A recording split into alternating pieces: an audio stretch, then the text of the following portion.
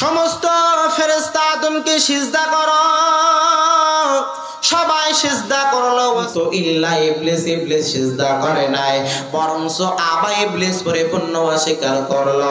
2 নম্বরে ওয়াস্তাকবার, ইবলিস নিজেকে বড় মনে করলো। ইবলিস নিজেকে বড় মনে করার কারণে আমার আল্লাহ তাআলা পরিপূর্ণ জানায় দিলেন, হে ইবলিস, 1 নম্বরে তুই আবা অস্বীকার করলে, 2 নম্বরে ওয়াস্তাকবার, নিজেকে তুই বড় মনে করলে, আমি আল্লাহ তাআলা কানা মিনাল কাফিরিন, কাফেরদের অন্তর্ভুক্ত তুই ইবলিসকে পরিপূর্ণ বানায় দিলাম। ইবলিস যার কোনো আমলের কমতি ছিল না, ইবলিস এত পরিমাণে আমল ছিল, আমি মেজবাউদ্দিন যশোরের জীবনে এত আমল আমি করতে পারি নাই। ইবলিস এত দামি দামি আমল করতেন, সব সময় আল্লাহ তাআলার ইবাদতের সময় কাটায় দিতেন। ইবলিস ছিল ফেরেশতা, ফেরেশতার অনেক দাম, ফেরেশতার অনেক মর্যাদা। ইবলিস এমন একজন দামি ফেরেশতা হওয়ার পরেও আমার আল্লাহর আদেশ না মানার কারণে আমার আল্লাহ তাআলা পরিপূর্ণ কাফেরদের অন্তর্ভুক্ত বানায় দিলেন। 1 নম্বরে আবা পরিপূর্ণ অস্বীকার করলো, 2 নম্বরে ওয়াস্তাকবার, নিজেকে বড় মনে করলো, তাকাব্বুরি করলো, যার কারণে আমার আল্লাহ তাআলা পরিপূর্ণ ধ্বংস করে দিলেন। ইবলিস জীবনে যত আমল করলে একটা আমল কাজে লাগবে না। ইবলিসের কোন আমল তাকে জান্নাতে নিবে না, বরঞ্চ অহংকারী করার কারণে ইবলিসের সব আমল বরবাদ করে দিলেন আমার আল্লাহ। ইবলিসের সব আমল আমার আল্লাহ তাআলা পরিপূর্ণ ধূলিসাৎ করে দিলেন। ও খুলনা বাগেরহাটের মানুষ, আমরা যত ইবাদত বন্দেগী করি না কেন, ও আল্লাহর বান্দারা, যদি ইবাদত বন্দেগী করার পরে যদি অহংকারী করো আর তাকাব্বুরি করো, তাহলে ইবলিসের মতো আমাদের আমলগুলো আল্লাহ তাআলা ধ্বংস করে দিবে, এর ভিতরে বিন্দু পরিমাণ কোনো সন্দেহ নাই। ইবাদুর রহমানিল্লাযীনা ইয়ামশুনা আলাল আরদি হাওনা ওয়া ইযা খাতাবাহুমুল জাহিলুনা ক্বালু সালামা। আল্লাহ বলে, এই মানুষ, ইবাদুর রহমান যারা হইবে তাদের 1 নাম্বার গুণ হবে তারা জমিনের ভিতরে নম্রভাবে চলবে, ভদ্রভাবে চলবে, অভদ্রভাবে তারা চলবে না। ইবাদুর রহমান যারা হইবে তাদের ভিতরে 1 নাম্বার গুণ থাকবে ইয়ামশুনা আলাল আরদি হাওনা, তাদের ভিতরে বিনয়ের গুণ থাকবে, নম্রতার গুণ পরিপূর্ণ তাদের ভিতরে থাকবে। তাদের দ্বারা কখনোই বেয়াদবি সাব্যস্ত হবে না, তাদের দ্বারা কখনোই অহংকারী করা মানাবে না। ইবাদুর রহমান যে ব্যক্তি দাবি করবে 1 নাম্বার গুণ হবে পরিপূর্ণ বিনয়। ইবাদুর রহমান যে ব্যক্তি হইবে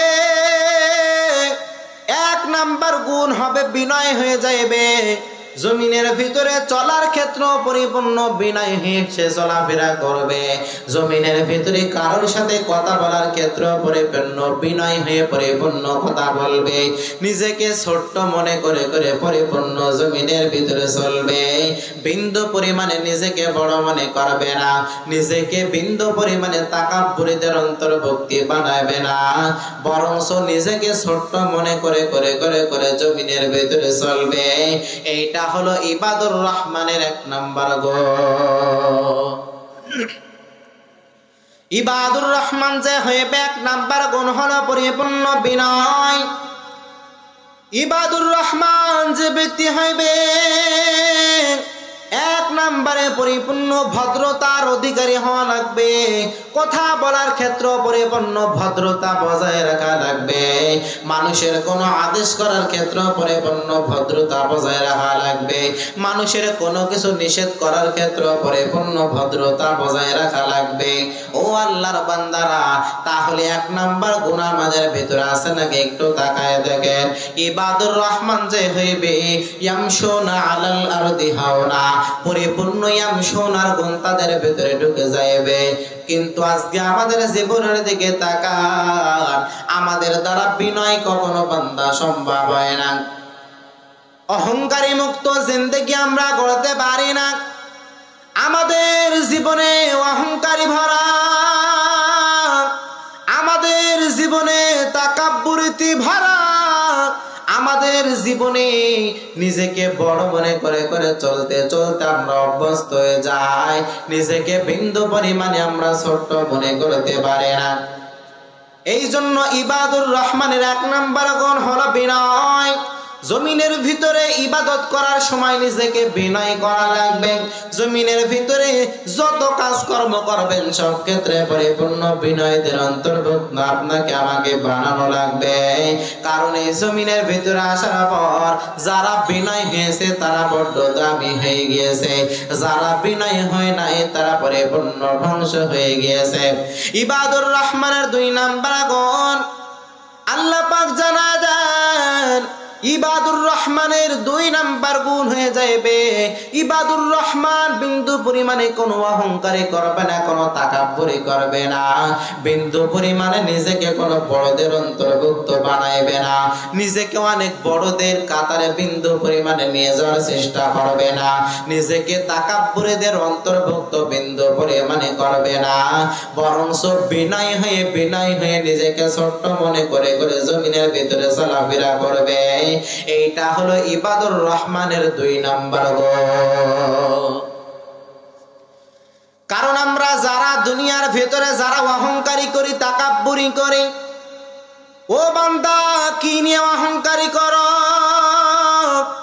মানুষ টাকা নিয়ে অহংকারী করে, গাড়ি বাড়ি নিয়ে অহংকারী করে, মানুষ বংশের মর্যাদা নিয়ে অহংকারী করে, মানুষ নিজের সুন্দর চেহারা নিয়ে রূপ নিয়ে বড়াই করে, অহংকারী করে।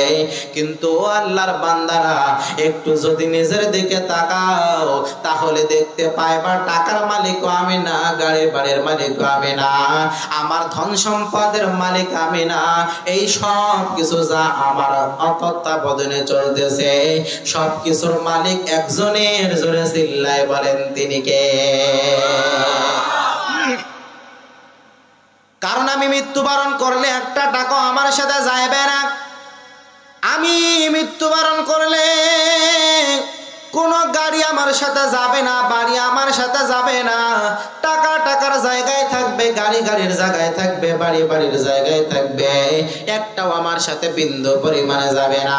সুতরাং অহংকারে যদি আমি বান্দা করতে চাই তাহলে আমার মতো বোকামি ছাড়া আর কেউ হবে না। কারণ একটাও আমার না, সব কিছুর মালিক আমার আল্লাহ। সুতরাং আমি বান্দার দ্বারা অহংকারী মানাই না। যদি কেউ অহংকারী করতে চায় তাহলে একমাত্র আল্লাহ তাআলা পারে, কারণ সব কিছুর মালিক হলেন তিনি। আল্লাহ পাক হাদিসে কুদসির ভিতরে জানায় দেন, আল কিবরিয়াউ রিদাই ওয়াল আজমাতু ইজারি ফামান নাযানি ওয়াহিদাম মিনহুমা কাযাবতুহু ফিন্নার। আল্লাহ পাক হাদিসে কুদসির ভিতরে জানায় দেন, ও দুনিয়ার মানুষেরা, তোমরা যে অহংকারে করো, অহংকার হলো আমি আল্লাহর চাদর।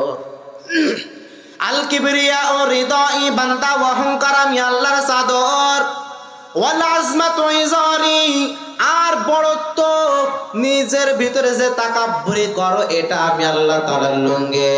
দুনিয়ার ভিতরে কেউ যদি আমি আল্লাহর চাদর এবং লুঙ্গি নিয়ে কেউ যদি টানাটানি করে তাহলে ফামান্না জানি ওয়াহিদাম মিনহুমা, দুইটার ভিতরে থেকে একটা নিয়েও যদি কেউ টানাটানি করে তার ঠিকানা হইবে কাযাবতুহু ফিন্নার, জাহান্নামীদের অন্তর্ভুক্ত আমি আল্লাহ পরিপূর্ণ তাকে বানায় দেব। চিল্লায়ে বলেন নাউজুবিল্লাহ। তাহলে অহংকারী আমরা বান্দারা করতে পারি না, তাকাব্বুরি আমরা বান্দারা করতে পারি না। তাকাব্বুরি করতে পারেন আমার আল্লাহ, বড়ত্ব করতে পারেন আমার আল্লাহ, অহংকারী করতে পারেন আমার আল্লাহ। কোন বান্দারা দ্বারা বিন্দু পরিমাণে অহংকারী মানায় না। আমি মেজবাউদ্দিন যশোরের দ্বারা বিন্দু পরিমাণে কোনো অহংকারী মানাবে না। আপনি বান্দার দ্বারা কোনো অহংকারী মানাবে না। অহংকার করতে পারেন আমার আল্লাহ, বিন্দু পরিমাণে আপনার আমার দ্বারা অহংকারী মানাবে না। আপনার দ্বারা অহংকার অহংকারী শোভা পায় না, আমার দ্বারা অহংকারী শোভা পায় না, আমার দ্বারা বড়ত্ব শোভা পায় না, আমার দ্বারা বিন্দু পরিমাণে তাকাব্বুরি শোভা পায় না, আপনার দ্বারা বিন্দু পরিমাণে তাকাব্বুরি শোভা পায় না। ও আল্লাহর বান্দা, ওই আল্লাহর নিয়ামত ব্যতীত এক সেকেন্ড দুনিয়ার ভিতরে চলার ক্ষমতা কারোর আছে নাকি? ওই আল্লাহর নিয়ামত ব্যতীত একটা সেকেন্ড তো আমরা চলতে পারি না। কি নিয়ে অহংকারী করো মানুষ, কি নিয়ে তাকাব্বুরি করো, কি নিয়ে বড়ত্ব করো? দুনিয়ার দিকে তাকায় দেখো, যারা অহংকারী করেছে তারা ধ্বংস হয়ে গিয়েছে। ইবলিসের দিকে তাকায় দেখো, আল্লাহ পাক ইবলিসকে কেন ধ্বংস করে দিলেন? আল্লাহ পাক ইবলিসকে আদেশ করলেন, আদেশ মানে নাই। আল্লাহ পাক পবিত্র কালামুল্লাহ মাজিদের ভিতরে জানায়া দেন, ওয়া ইদ ক্বালা রাব্বুকা লিল মালাইকাতি ইসজুদু লি আদম ফাসাজাদু ইল্লা ইবলিস আবা ওয়াস্তাকবারা ওয়া কানা মিনাল কাফিরিন। চিল্লায়ে পড়েন আল্লাহু আকবার। আল্লাহ পাক জানায়া দেন, ওয়াইজ ক্বালা, হে পয়গম্বর স্মরণ করুন ওই সময়ের কথা, রব্বুকা লিল মালাইকাতি ইসজুদু লি আদম, যখন আমি আল্লাহ তাআলা আদেশ করে দিলাম সমস্ত ফেরেশতা আদমকে সিজদা করো, সবাই সিজদা করলো, কিন্তু ইল্লা ইবলিস, ইবলিস সিজদা করে নাই, বরঞ্চ আবা ইবলিস পরিপূর্ণ অস্বীকার করলো। 2 নম্বরে ওয়াস্তাকবার, ইবলিস নিজেকে বড় মনে করলো। ইবলিস নিজেকে বড় মনে করার কারণে আমার আল্লাহ তাআলা পরিপূর্ণ জানায় দিলেন, হে ইবলিস 1 নম্বরে তুই আবা অস্বীকার করলে, 2 নম্বরে ওয়াস্তাকবার, নিজেকে তুই বড় মনে করলে, আমি আল্লাহ তাআলা কানা মিনাল কাফিরিন, কাফেরদের অন্তর্ভুক্ত তুই ইবলিসকে পরিপূর্ণ বানায় দিলাম। ইবলিস যার কোনো আমলের কমতি ছিল না, ইবলিস এত পরিমাণে আমল ছিল, আমি মেজবাউদ্দিন যশোরের জীবনে এত আমল আমি করতে পারি নাই। ইবলিস এত দামি দামি আমল করতেন, সব সময় আল্লাহ তাআলার ইবাদতের সময় কাটায় দিতেন। ইবলিস ছিল ফেরেশতা, ফেরেশতার অনেক দাম, ফেরেশতার অনেক মর্যাদা। ইবলিস এমন একজন দামি ফেরেশতা হওয়ার পরেও আমার আল্লাহর আদেশ না মানার কারণে আমার আল্লাহ তাআলা পরিপূর্ণ কাফেরদের অন্তর্ভুক্ত বানায় দিলেন। 1 নম্বরে আবা পরিপূর্ণ অস্বীকার করলো, 2 নম্বরে ওয়াস্তাকবার, নিজেকে বড় মনে করলো, তাকাব্বুরি করলো, যার কারণে আমার আল্লাহ তাআলা পরিপূর্ণ ধ্বংস করে দিলেন। ইবলিস জীবনে যত আমল করলে একটা আমল কাজে লাগবে না। ইবলিসের কোন আমল তাকে জান্নাতে নিবে না, বরঞ্চ অহংকারী করার কারণে ইবলিসের সব আমল বরবাদ করে দিলেন আমার আল্লাহ। ইবলিসের সব আমল আমার আল্লাহ তাআলা পরিপূর্ণ ধূলিসাৎ করে দিলেন। ও খুলনা বাগেরহাটের মানুষ, আমরা যত ইবাদত বন্দেগী করি না কেন, ও আল্লাহর বান্দারা, যদি ইবাদত বন্দেগী করার পরে যদি অহংকারী করো আর তাকাব্বুরি করো, তাহলে ইবলিসের মতো আমাদের আমলগুলো আল্লাহ তাআলা ধ্বংস করে দিবে, এর ভিতরে বিন্দু পরিমাণ কোনো সন্দেহ না। এই জন্য ইবাদুর রহমানের 2 নাম্বার গুণ হলো অহংকারী করতে পারবে না। 1 নাম্বার গুণ বলেছি ইয়ামশুনা আলাল আরদি হাওনা, পরিপূর্ণ বিনয় ভাবে জমিনের ভিতরে চলাফেরা করা লাগবে, পরিপূর্ণ বিনয় হয়ে জমিনের ভিতরে নিজের জীবনটাকে উৎসর্গ করা লাগবে। কিন্তু আমাদের মানুষের দ্বারা এটা কখনো সম্ভব হয় না। ইবাদুর রহমান যে হইবে, আপনার উপরে কেউ আক্রমণ করেছে, পাল্টা আক্রমণ আপনি করতে পারবেন না। কেউ যদি আপনাকে গালি দেয় তাহলে আপনি পাল্টা তাকে আবার গালি দিতে পারবেন না। বরঞ্চ ইবাদুর রহমানের গুণ হইবে, কেউ যদি আপনাকে গালি দেয় আপনি পাল্টা তাকে গালি দিবেন না। কি করবেন আল্লাহ তাআলা নিজেই বলতেছেন, ক্বালু সালাম, ক্বালু সালাম। কেউ তোমাকে গালি দিয়েছে, তুমি তাকে সালাম জানায় দাও। কেউ তোমাকে বিনা কারণে ধমক দিছে, তুমি তাকে সালাম জানায় দাও, পরিপূর্ণ তাকে শান্তির জন্য দোয়া করো, তাকে পরিপূর্ণ শান্তির বার্তা জানায় দাও। বিন্দু পরিমাণে প্রতিশোধ নেওয়াটা ইবাদুর রহমানের গুণ হতে পারে না। তাহলে কি বুঝলাম? 1 নাম্বার ইবাদুর রহমানের গুণ হলো নিজেকে পরিপূর্ণ বিনয় করে করে করে করে জমিনের ভিতরে চলা লাগবে। 2 নাম্বারে অহংকারে তাকাব্বুরি আমাদের মানুষের দ্বারা কখনো করা সম্ভব হবে না। অহংকারী যদি কেউ করতে পারে তাহলে একজন, জোরে চিল্লায় বলেন তিনি কে? কারণ আপনি আমি যাই নিয়ে অহংকারী করি, একটু নিজের ব্যাকগ্রাউন্ডে তাকায় দেখেন কি নিয়ে অহংকারী করি। টাকা নিয়ে, পয়সা নিয়ে, গাড়ি বাড়ি নিয়ে, জমি জায়গা নিয়ে একটু তাকায় দেখেন। যদি আপনার চোখ দুইটা বন্ধ হয়ে যায় তাহলে আপনি জানে অহংকারী করেন, জিনিসের জায়গায় থাকবে, বরঞ্চ আপনি আরো অন্য জায়গায় চলে যাবেন। কথা ঠিক না বেটি? সুতরাং অহংকারী করা যাবে না। অহংকারী কোনো মানুষের দ্বারা মানায় না, তাকাব্বুরি কোনো মানুষের দ্বারা মানায় না। এই জন্য আল্লাহ রাব্বুল আলামিন জানিয়ে দেন, ওয়া ইয ক্বালা রাব্বুকা লিল মালাইকাতি ইসজুদু লি আদম। আল্লাহ তাআলা আদমকে সিজদা দেওয়ার জন্য জানাই দিল, ইবলিস সিজদা দিল না, পরিপূর্ণ জাহান্নামীদের অন্তর্ভুক্ত হয়ে গেল। এরপরে আল্লাহ পাক জানায় দেয়, ও ইবলিস, আমি আল্লাহর আদেশ মানতে তোকে কে নিষেধ করলো? কে তোরে মানা করলো? ইবলিস পরিপূর্ণ জানায় দেয়, ক্বালামা মানাকা আল্লাহ তাসজুদা ইযা আমারতু। ও আল্লাহ, আমারে কেউ মানা করে নাই, আমারে কেউ নিষেধ করে নাই, তো কে তোরে নিষেধ করলো? ইবলিস জানায় দিল, মালিক, আমারে নিষেধ করেছে আমার বিবেক, আমার নিষেধ করেছে আমার ব্রেন, আমার নফস আমাকে নিষেধ করলো। কি কারণে তোকে নিষেধ করলো? ইবলিস এবার জানায় দেয়, আমি হলো সবথেকে উত্তম। ক্বালা আনা খায়রুম মিন, আমি হলো সবথেকে উত্তম। কেমনে উত্তম হইলে? ইবলিস যুক্তি দিয়ে জানায় দেয়, ও মালিক, খালাকতানি মিন নারি ওয়া খালাকতাহু মিন তিন। ইবলিস জানায় দিল, মালিক, আদমকে তুমি বানাইছো মাটি দিয়ে, আর আমি ফেরেশতাকে বানাইছো আগুনের দ্বারা। আমি আগুনের দ্বারা তৈরি করার কারণে আমি অনেক সম্মানিত, আর আদম মাটির দ্বারা তৈরি করার কারণে তার সম্মান অনেক কম। আমি সম্মানিত, ফেরেশতা আগুনের দ্বারা তৈরি করেছো, আমি কেমনে মাটির তৈরি আদমের কদমে 2টা পায়ের সামনে গিয়ে আমি সিজদা কেমনে দিয়ে জানায় দাও। ইবলিস পরিপূর্ণ যুক্তি দিয়ে দিল, আল্লাহ পাক এই জন্যই তো বলেন, আমি আল্লাহর আদেশ নিষেধ যখন আসবে তখন কোনো যুক্তি আর কোনো তর্ক চলবে না। আল্লাহর আদেশ এসে গেছে, আপনার মনের যুক্তি তর্ক চলবে না। আল্লাহর কোনো হুকুম আসছে, আপনি তর্ক করবেন।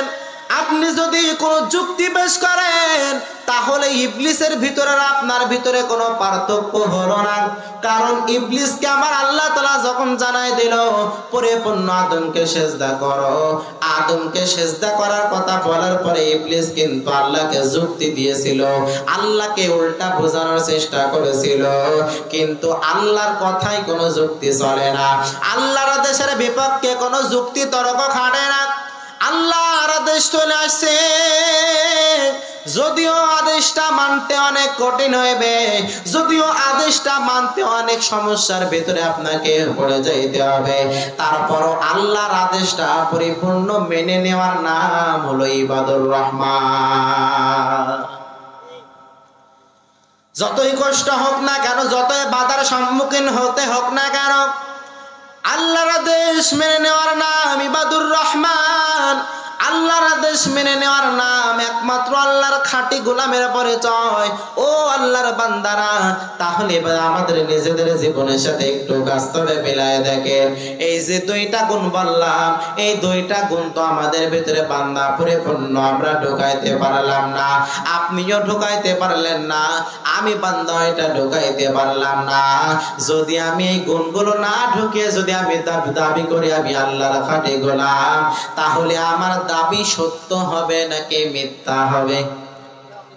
আমার দাবি মিথ্যা হবে, সত্য হবে না।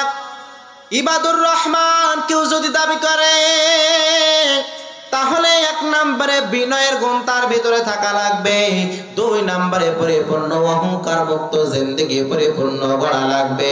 ইবাদুর রহমান বিন্দু পরিমাণে অহংকারী করতে পারবে না। আপনার আমার পয়গম্বর রাহমাতুল লিল আলামিন সাইয়্যিদুল মুরসালিন ইসলামের জন্য কি পরিমাণে কষ্ট করলেন, কি পরিমাণে ত্যাগ স্বীকার করলেন।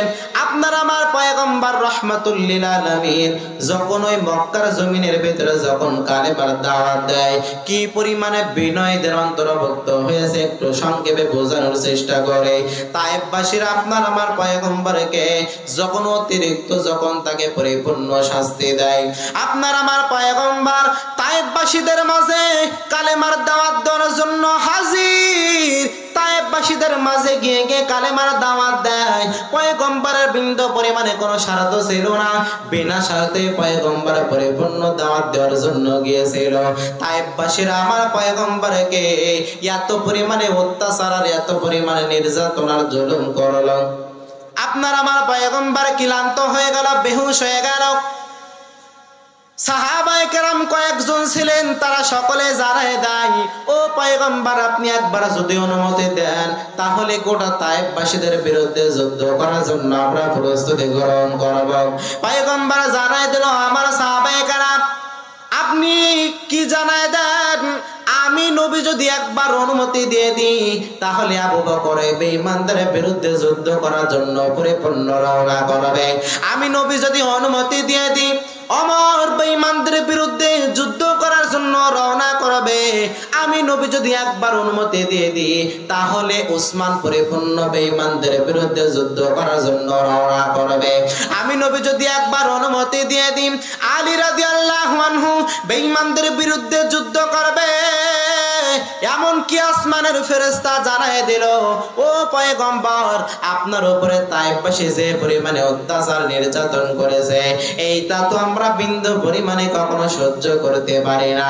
যদি আপনি একবার অনুমতি দিয়ে দেন, তাহলে আমরা আল্লাহর পক্ষ থেকে পরিপূর্ণ পারমিশন লইয়া তায়েফবাসীদের বড় বড় ওই পাহাড়গুলো চাপা দিয়ে গোটা তায়েফবাসীদের ভিতরে যত বেঈমান আছে তাদেরকে আমরা পরিপূর্ণ মাটির সাথে মিশিয়ে দেব। পয়গম্বর জানায় দিল, ও ফেরেশতা,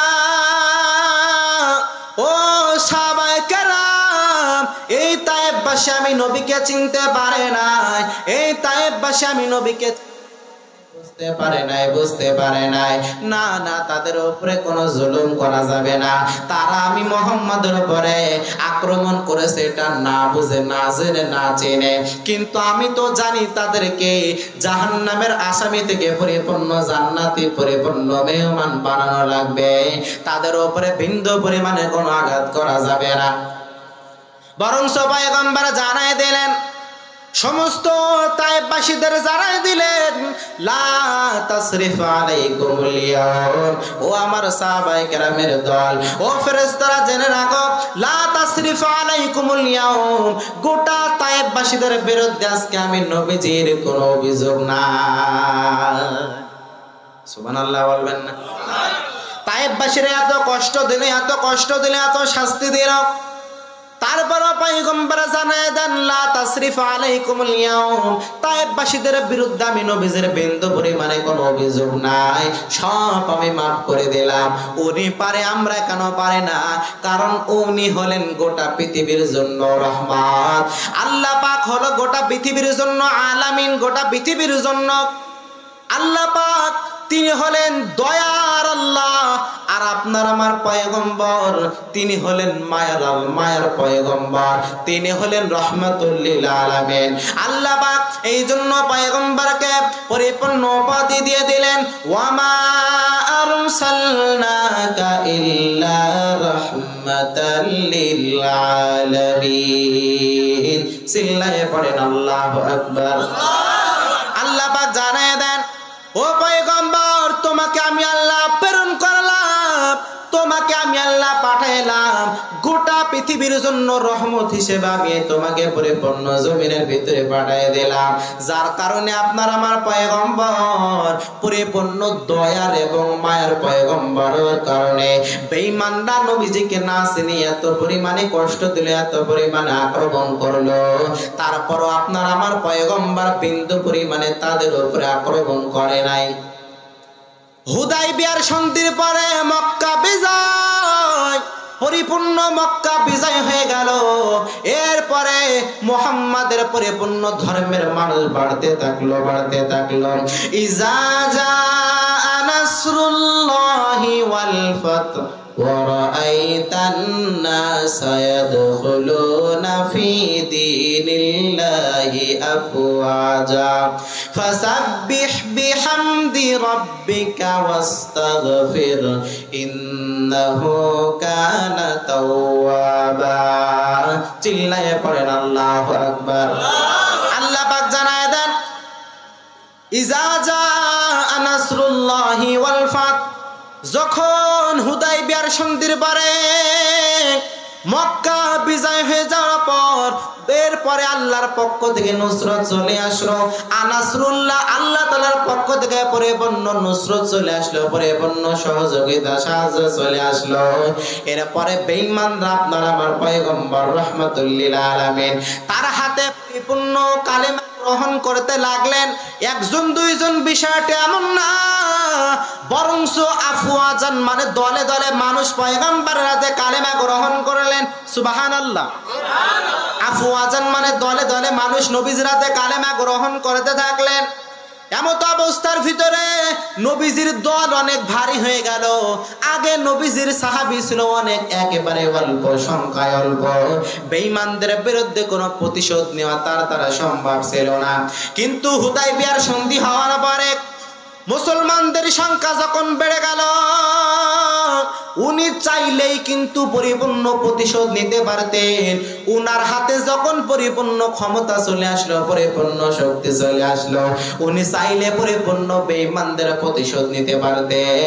কিন্তু বিন্দু পরিমাণ কোনো প্রতিশোধ সে নেয় নাই, বরঞ্চ কি জানাইছেন, লা তাসরিফা আলাইকুমুল ইয়াউম, গোটা তায়েফবাসী কেন গোটা পৃথিবীর ভিতরে যারা আমি নবীজিকে কষ্ট দিয়েছে, যারা ইসলামের বিরোধিতা এতদিন করত, তাদের বিপক্ষে তাদের বিরুদ্ধে আমি নবীজির কোনো অভিযোগ নাই, আমি নবীজি সব তাদেরকে মাফ করে দিলাম। উনি পারেন মাফ করে দিতে, কিন্তু আমরা পারি না। তার উপরে আক্রমণ করা হলো, তার উপরে পাথর নিক্ষেপ করা হলো, বড় বড় কঠোর কঠোর শাস্তি তাকে দেওয়া হলো। তারপরও তিনি মাফ করে দিলেন, পরিপূর্ণ ক্ষমা করে দিলেন। তিনি যদি প্রতিশোধ নিতেন তাহলে তো ছাওয়া ছাওয়া সমান সমান হয়ে যাইত, কিন্তু তিনি এটা করেননি, বরঞ্চ তিনি পরিপূর্ণ ক্ষমা করে দিয়েছেন। আমাদের দ্বারা এটা সম্ভব হয় না। কেউ যদি আপনাকে একটা চিমটি দেয়, চিমটি বোঝেন, দুই নখ দিয়ে যে এরকম চাপ দেয়, কেউ যদি আপনাকে একটা চিমটি দেয়, আপনিও পাল্টা একটা চিমটি দেন। কেউ যদি আপনাকে একটা চড় দেয়, আপনি তাকে আরো পাল্টা একটা দিলেও তো হয়, আপনি আরো চারটা দিয়ে বসেন। কেউ যদি আপনাকে একটু ধমক দেয়, আপনি পাল্টা তাকে আরো বেশি ধমক দেন। কেউ যদি আপনাকে একটু গালি দেয়, আপনি তাকে আরো পাল্টা 10টা গালি দেন। এটা তো ইবাদুর রহমানের গুণ নয়, এটা তো আল্লাহর খাঁটি গোলামদের গুণ নয়। কারণ আল্লাহর খাঁটি গোলাম যারা যারা ইবাদুর রহমান, তাদের 1 নাম্বার গুণ হলো ইয়ামশুনা আলাল আরদি হাওনা, তাদের 1 নাম্বার গুণ হলো বিনয়, নম্রতা, ভদ্রতা। 1 নাম্বার গুণ কি বলেন? বিনয়, নম্রতা, ভদ্রতা। অভদ্রতা নয়। 2 নাম্বার গুণ হলো অহংকার মুক্ত চলা লাগবে। অহংকারী করতে পারবে না, অহংকারী একজনই করতে পারবেন, তিনি কে? আমার আল্লাহ। আমাদের দ্বারা অহংকারী মানাবে না। এরপর আল্লাহ রব্বুল আলামিন সূরা ফুরকানের 64 নম্বর আয়াতের ভিতরে জানায় দেন, যেই ব্যক্তি ইবাদুর রহমান দাবি করবে ওই ব্যক্তির 3 নম্বর ওয়াল্লাযীনা ইয়াবিতুনা লিরাব্বিহিম সুজদাও ওয়া কিয়ামা। চিল্লায়ে পড়েন আল্লাহু আকবার। আল্লাহ পাক জানায় দেন, ইবাদুর রহমান যারা দাবি করবে 3 নাম্বার গুণ হলো তারা গভীর উঠিয়া তাহাজ্জুদের নামাজ পড়ে পড়ে তারা কান্নাকাটি করবে। ও আল্লাহর বান্দা, নিজের জীবনের দিকে তাকায় দেখো, বয়স 60 থেকে 70 বছর হয়ে গেল, কিন্তু একটা দিনও তাহাজ্জুদের নামাজে বান্দা তোমার খুঁজে আল্লাহ পাইল না। আল্লাহ রব্বুল আলামিন হাদিসের ভেতরে এসেছেন, আল্লাহ রব্বুল আলামিন যখন শেষ রাত হয়ে যায়, যখন একেবারে শেষ রাত হয়ে যায়, ফজরের 1 ঘন্টা থেকে আধা ঘন্টা বা 40-50 মিনিট আগে কিন্তু তাহাজ্জুদের ওয়াক্ত থাকে। এমত অবস্থার ভিতরে আল্লাহ তাআলা প্রথম আসমানে এসে সমস্ত বান্দা বান্দীদেরকে ডাক দেওয়ার বলে, ও আমার বান্দা, আমার বান্দি, কে কোন বিপদে আছো আমি আল্লাহকে বলো, কে কোন অসুবিধার ভিতরে আছো আমি আল্লাহকে জানায় দাও, কে কোন ক্ষতিগ্রস্তর ভিতরে আছো আমি আল্লাহকে পরিপূর্ণ জানায় দাও। ও আল্লাহর বান্দারা, আপনি 10 বছর ধরে কোনো বিপদের ভিতরে আছেন, আপনি 15 বছর ধরে কোনো ঝামেলার ভিতরে আছেন, কোনো বিপদের ভিতরে আছেন, দুনিয়ার সকলের কাছে বলতে বাকি রাখলেন না, দুনিয়ার সকলের কাছে বলে বলে আপনার সমস্যার সমাধান হয় না, কিন্তু একদিন যদি আপনি গোপনে 2 রাকাত তাহাজ্জুদের নামাজ পড়ে আমার আল্লাহর কাছে যদি পরিপূর্ণ কান্নাকাটি করতেন, আমার তো মনে হয় আপনার বিপদ, আপনার বালা মুসিবত 15 বছর থাকতো না, 15 দিনও থাকতো না, একেবারে কয়েকদিনের ভিতরে আমার আল্লাহ তাআলা সমাধান করে দিত। এই জন্য ইবাদুর রহমান যারা দাবি করবে তাদের 3 নাম্বার গুণ হলো ওয়াল্লাযীনা ইয়াবিতুনা লিরাব্বিহিম সুজদাও ওয়া কিয়ামা। ইবাদুর রহমান যারা দাবি করবে তাদের 3 নাম্বার গুণ হইবে তারা গভীর রাত্রে আল্লাহর দরবারে পরিপূর্ণ নামাজ পড়ে 2টা হাত তুলে পরিপূর্ণ কান্নাকাটি করবে, যা প্রয়োজন সবকিছু আল্লাহ তাআলার কাছে চাইবে। দুনিয়ার কোন নেতা নেত্রীর কাছে গিয়ে চাইবে না, দুনিয়ার কোন মানুষের কাছে মাথা নত করবে না, মাথা নত করবে একমাত্র আল্লাহ তাআলার কাছে, চাইবে একমাত্র আল্লাহ তাআলার কাছে। ও আল্লাহর বান্দারা, অনেকেই বলে হুজুর দোয়া করতে করতে করতে করতে মুখে ফেনা উঠে যায়, কিন্তু দোয়া একটাও কবুল হয় না।